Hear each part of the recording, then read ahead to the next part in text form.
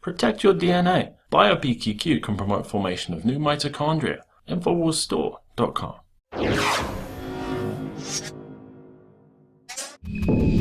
I'm Margaret Howell for Infowars.com. I'm in studio with Owen Shroyer. We're going to be talking about the London mayor and his appointee, Owen, this deputy of integration, who worked with Cage, this extremist organization that's been described by the Islamic State executioner Jihadi John.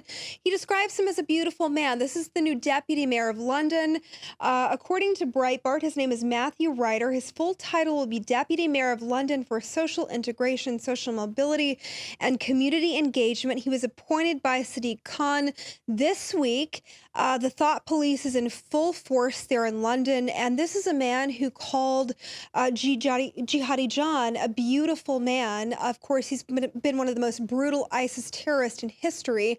What do you make of this appointment? Well, it's another one of these made-up positions, an integration chief. I mean, what does that even mean? These are made-up positions that these social justice warriors are now bringing into our governments, bringing into our higher education systems. But, you know, looking at some of the stuff this guy says, you know, it really is shocking to think that somebody can come out and say some of the stuff that he says, and it has a lot of the same type of feelings and emotion-based virtue signaling that we're seeing with the media and certain aspects of our government doing with African Americans in the United States of America, you know, trying to, whether it exists or not, trying to exploit oppression, put a magnifying glass on oppression, and then try to use emotion to try to stir civil unrest and then bring in whatever it is they see as the goal of the community for this new integration chief. It's basically Islamicizing or turning London into a Muslim neighborhood. That's exactly right. The boroughs of London, they want to make sure that anybody who is concerned about Islamic terrorism, they're going to be labeled as Islamophobic and possibly even jailed. We saw this with Marine Le Pen in France, where she would speak out and be concerned, and then, you know, they were issuing her jail time because of it. We're talking about Mr. Ryder, who spoke in 2013, this deputy mayor. He spoke alongside Mozam Beg. He was a former inmate in Guantanamo Bay who repeatedly admitted attending jihadi training camps and once signed a confession stating that he was an al-Qaeda recruiter. That's who his buddy is. Also, he was the chairman of an event where Cage is akin to CAR here in the U.S. He once said it's incumbent upon all of us to support jihad against Western forces, whilst praising the example of militants in Iraq who banned the terrorist group Hezbollah. So we know which side that he falls on, and unfortunately, he's become a part of this thought police brigade, where if you speak out and you're concerned against terrorism in your hometown, we're going to see a push to where this is basically becoming illegal. That's my fear and concern here. Like we do in France, they have such major anti-terror laws, but the terrorists are those, in fact, that are speaking out against it. Well, they might pose as PC police, but they don't really care about offensive language. They don't want language and rhetoric that's going to stop their goal, which is bringing in Islam into London. I mean, that's the ultimate goal here. And as you just talked about, you know, Al-Qaeda's leader, Ayman al-Zawahiri, said, and again, they're calling out now for African Americans in America to join ISIS, essentially, and start using the same rhetoric of, you know, police against black people, white people against black people, to try to indoctrinate people in America that are black into ISIS. And he says that until this day, and no matter how much they try to reform and obtain their rights according to the law and the United States Constitution, they will not attain it, for the law is in the hands of the white majority who control it as they wish, and the blacks will not be saved but by Islam. So this is a total attempt at an indoctrination of black people in America into Islam. And again, it's not about them caring about black oppression. They want to conquer the world with Islam. Another story right here, Australian Cardinal says Muslims want Islamic conquest of Europe. So they're even admitting it. And as you have so eloquently showed, the new integration chief is friends with radical Islamic terrorists.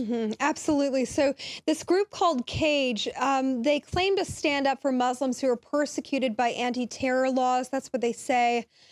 They were condemned by the previous Prime Minister of the UK, however, and described by left-wingers in the area as an advocacy group for Islamic fundamentalism in British society. So this is the new Sadiq Khan's deputy mayor. And I just want to point out some highlights of his career. And I encourage you to take a look at this Breitbart article. His career as a barrister, it's focused on taking British police. So he attacks the police every time there's an issue of undercover surveillance, every time there's an issue of unlawful detention, as he puts it. They have a tendency, he had a tendency to go after and take on police officers for that in the UK. And it looks like the thought police is in full force. I know that you and I discussed offset this unpolished diamonds comment. We're going to get to this in a second, but it seems to be pervasive of Western Europe, and it's a total Soros push. They want to make sure that anybody challenging Islam, radical Islam, is forced to stand down. They're even criminalized, and they're praising people who tend to come from a barbaric way of thinking, and calling them even unpolished diamonds. We've seen, Owen. Well, if they can't legally stop your free speech, they're going to try to do it psychologically and mentally get you to back down, where you're too afraid to say something that might get you in trouble, or you're afraid you might offend somebody. And as you just talked about, they're trying to tie it in with the police now. The police are against Muslims, just like the media says the police are against black people in America. And the new integration chief says there's institutional racism in all organizations, and says there will be occasions when a problem remains embedded in public service and you need to take serious action. So, I mean, this is them admitting that they're coming to do something. They even said they don't want diverse communities even more. That's another quote I have from this guy. He doesn't want diverse communities. It sounds like a communist. This is right out of the Communist Manifesto. The religion of Islam is admitting they want to conquer Europe. We know what people like George Soros does to try to foment civil unrest. He called the Catholics useful idiots because they welcomed Islam, you know, in the name of peace. These Catholics, these useful idiots is what he called them, because they stand down in these communities and they welcome it in the name of God, if you will. It's very bizarre, but he praises them. We know what the agenda is. We've tried to expose it here in Infowars. Every single day we're out front exposing this agenda. And there are people like Milo Yiannopoulos. I want to take you to another article on Breitbart, and we've had Milo Yiannopoulos.